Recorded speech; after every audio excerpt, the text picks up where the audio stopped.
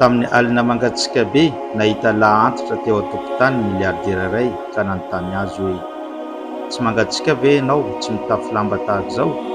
Namaly ilay lahantratra, tsy manana lamba mafana aho ary efa zatra ny tahaka izao. Ka hoy ny miliardera taminy, andaso eo fa hitondra lamba mafana ho anao aho. Faly dia faly ilay lahantratra. Saingy raha vao tonga tao an-trano ilay miliardera dia nanao ny asany ka adiny tanteraka ny fisian'ilay lahantratra. Ny maraina vao tadidiny ka niazakazaka mafy izy, saingy efa vatana mangatsiaka no hitany teo. Ary nisy taratasy iray teo akaikiny misy soratra manao hoe tamin'izaho tsy nanana akanjo mafana dia vitako ny miaritra ny antsika teto satria efa zatra zany ny tenako. Saingy rehefa nampanantenanao aho dia nifantoka betsaka tany amin'ny fampanantenana ny isaiko ka tsy vitako intsony miaritra ny antsika.